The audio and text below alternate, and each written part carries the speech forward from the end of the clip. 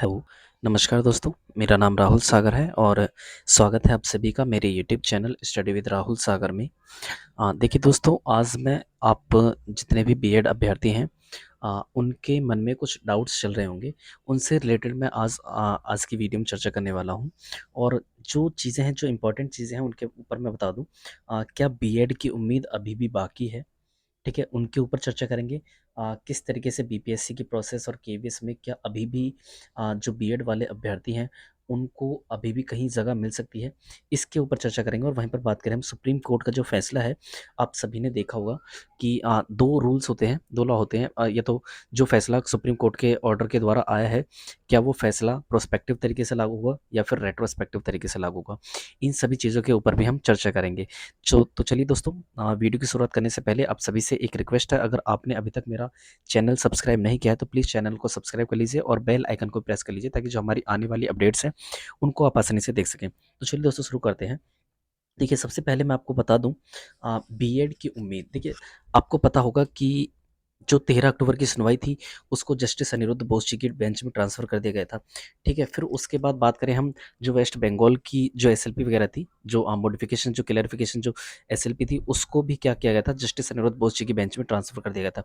मतलब कि जो हर एक मुद्दा, जो भी बीएड वर्सेस बीटीसी के मामले से जुड़ा हुआ था, वो जस्टिस अनिरुद्ध बोस जी की बेंच में ट्रांसफ़र कर दिया गया था। वो क्यों कर दिया गया था? क्योंकि 11 अगस्त 2023 को जो फैसला आया था एनसीटीई का गज़ट, जो 28/6/2018 वाला था, जिसके तहत बीएड वाले 1 टू 5 के 1 टू 5 में पढ़ाने के लिए एलिजिबल थे, उसको रद्द कर दिया गया था 11 अगस्त 2023 को। किसके द्वारा? सुप्रीम कोर्ट के द्वारा। और किस बेंच में? जस्टिस अनिरुद्ध बोस जी की बेंच के द्वारा। तो इसको लेकर के जब ये विवाद बढ़ा, अलग-अलग तरीके से, अलग-अलग, चाहे वो मतलब भारत में कोई भी स्टेट हो, चाहे वो एमपी हो, छत्तीसगढ़ वाला मामला हो, बिहार वाला मामला हो या फिर केवीएस वाला मामला हो, ये सभी जो था वो सुप्रीम कोर्ट में चले गए। और सुप्रीम कोर्ट में जाने के बाद क्या एक अलग तरीके से उस ऑर्डर को प्रोस्पेक्टिव तरीके से या तो सुप्रीम कोर्ट का ऑर्डर आ गया था कि हाँ भाई, जो एनसीटीई का गजट है 28/6/2018 वाला, वो क्या है, वो रद्द कर दिया गया था, वो क्वेश कर दिया गया था उसमें। तो अब कुछ लोग ऐसे थे, जितने बीएड अभ्यर्थी थे, वो चाहते थे कि उसको क्लैरिफाई किया जाए कि इस कोर्ट ऑर्डर को प्रोस्पेक्टिव तरीके से लागू किया जाए या फिर रेट्रोस्पेक्टिव तरीके से लागू किया जाए। देखिए, प्रोस्पेक्टिव तरीके से, और देखिए, ये दो टर्म्स के बारे में बात करूं तो प्रोस्पेक्टिव और रेट्रोस्पेक्टिव होता क्या है? प्रोस्पेक्टिव मतलब कि जैसे 11 अगस्त 2023 को ये फैसला आया, तो ये उसी टाइम से लागू होगा, और जो इससे पहले जो जिन लोगों ने भी बीएड किया हुआ था, वो क्या, उनके लिए क्या हो जाती, राहत मिल जाती। लेकिन अगर हम रेट्रोस्पेक्टिव की बात करें तो रेट्रोस्पेक्टिव अगर ये फैसला लागू होता है तो क्या होगा? 11 अगस्त 2023 को ये ऑर्डर आया है, और उससे पहले भी जिन लोगों ने बीएड किया हुआ है, उन पर भी ये लागू होगा। जिन्होंने सिलेक्शन भी पा लिया है, उन पर भी ये लागू होगा।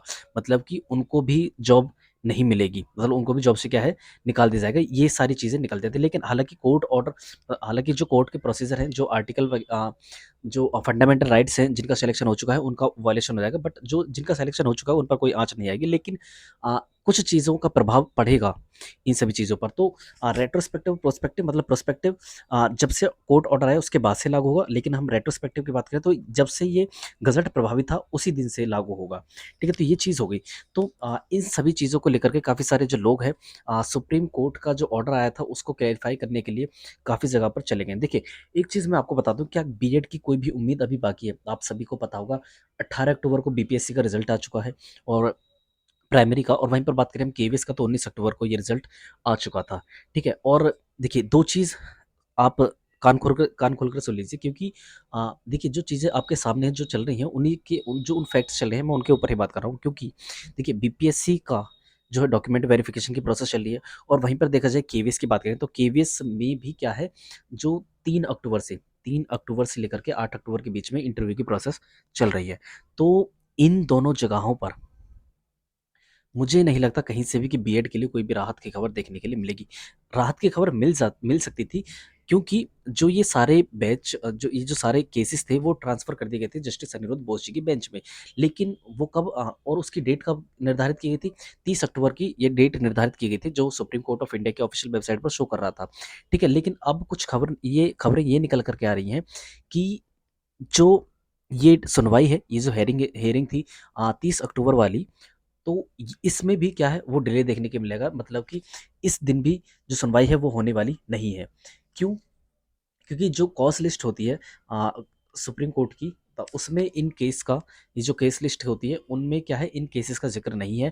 और आगे जो समय आने वाला है, ये छुट्टियों का समय होने वाला है, ये जो दशहरा की छुट्टियां वगैरह जो आप, और भी काफ़ी सारे प्रोसीजर जो चलेंगे, और इन्हीं दौरान क्या होगी, सुप्रीम कोर्ट की छुट्टियां चलेंगी।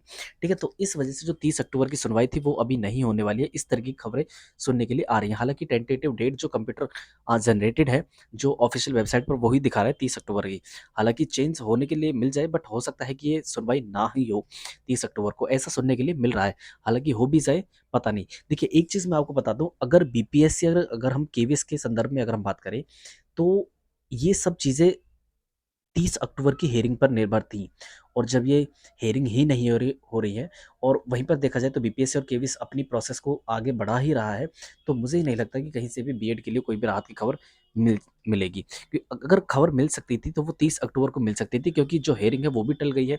30 अक्टूबर को अगर बीएड के संदर्भ में, अगर बीएड के पक्ष में कोई भी अगर छोटा मोटा फैसला भी अगर आ जाता, जैसे कि रिजल्ट पर स्टे, बीपीएससी के रिजल्ट पर स्टे या फिर केवीएस के रिजल्ट पर स्टे, अगर कुछ इस तरीके का 30 अक्टूबर की हेयरिंग में अगर कुछ चीज़ें हो जाती बीएड के पक्ष में, तो ही ये संभव था कि बीएड वाले बीपीएससी या केवीएस में शामिल हो सकते थे। लेकिन अब जो चीज़ें चल रही हैं, हालाँकि आगे की प्रोसेस के लिए मैं कह ही नहीं सकता कुछ भी, क्योंकि कोर्ट प्रोसीजर है। देखते हैं आगे क्या चलेगा। अगर इसी तरह की कोई अपडेट आती है तो मैं उसको आपसे बता दूँगा।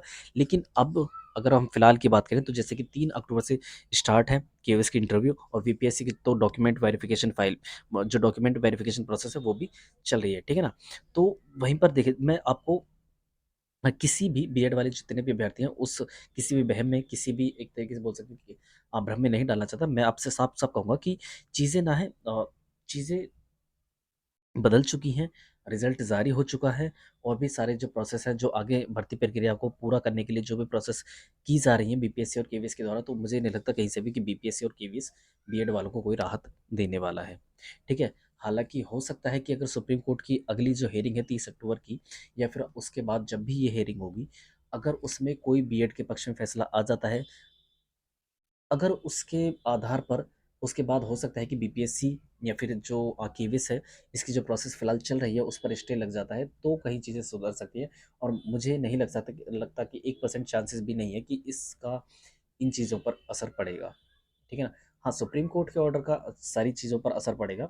और वहीं पर बात करें, अगर ये फैसला अगर प्रोस्पेक्टिव तरीके से लागू होता है या फिर रेट्रोस्पेक्टिव तरीके से लागू होता है, अगर इन दोनों फॉर्म की अगर हम बात करें, अगर ये प्रोस्पेक्टिव तरीके से लागू होता है ये कोर्ट ऑर्डर, तो उसमें चीज़ें बदल जाएँगी। क्यों बदल जाएँगी? क्योंकि अगर ये प्रोस्पेक्टिव तरीके से लागू होगा, तो जो बीपीएससी की प्रोसेस है या फिर जो केवीएस की प्रोसेस जो फिलहाल चल रही है, उन पर भी कहीं न कहीं आँच देखने के लिए मिल जाएगी। तो 1% चांसेस हैं इसका प्रोस्पेक्टिव तरीके से लागू होने के लिए।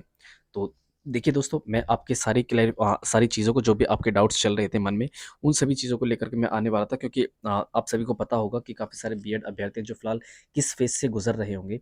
मैं समझ सकता हूँ उनके दर्द को। तो इसीलिए मैं देखिए, आगे जो भी टाइम है वो बहुत ही क्रूशियल है।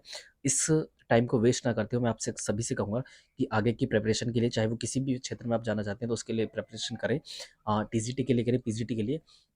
और जिनका सब्जेक्ट कॉम्बिनेशन नहीं है वो किसी और फील्ड में जा सकते हैं, मैं आपसे यही कहूँगा। क्योंकि देखिए, चीज़ें अभी आपके पक्ष में नहीं है फिलहाल। अगर सुप्रीम कोर्ट अगर किसी भी तरीके से बीएड के पक्ष में कोई आ, फैसला सुनाता है, तो ही कुछ हो सकता है। अदरवाइज़ मुझे नहीं लगता कि जिस तरीके से फ़िलहाल सरकार, फ़िलहाल चाहे वो बीपीएससी हो या फिर केवीएस हो या फिर हमारी सेंट्रल गवर्नमेंट हो, जिस तरीके से बीएड के पक्ष में, या पक्ष में नहीं कह सकते, बीएड के विपक्ष में जिस तरीके से रवैया अपनाए हुए हैं, उससे नहीं लगता कि बीएड वालों की जो, उससे तो कहीं न कहीं यही चीज़ें साबित होती है कि बीएड वालों की जो लाइफ़ है, वो बिल्कुल स्पॉइल कर दी गई है। ठीक है दोस्तों, तो देखिए, मेरा ना आप सभी के मन में कोई भी उदासी लाने का नहीं था, बट मैं जो चीज़ें फैक्ट है, जो सच है, केवल उसी के ऊपर बात करना चाहता था। ठीक है दोस्तों, तो यही थी आज की हमारी वीडियो। आई होप आपको वीडियो पसंद आई होगी। अगर वीडियो पसंद आई तो प्लीज़ वीडियो को लाइक कर दीजिए, शेयर कर दीजिए, और हमारे चैनल को सब्सक्राइब कर लीजिए, ताकि जो आने वाली अपडेट्स हैं उनको आप आसानी से देख सकें। अगर किसी भी तरीके की बीएड के पक्ष में कोई भी अपडेट आती है, तो मैं उसे अपने चैनल स्टडी विद राहुल सागर पर आपको प्रोवाइड करा दूँगा। तो चलिए दोस्तों, थैंक्स फॉर वॉचिंग।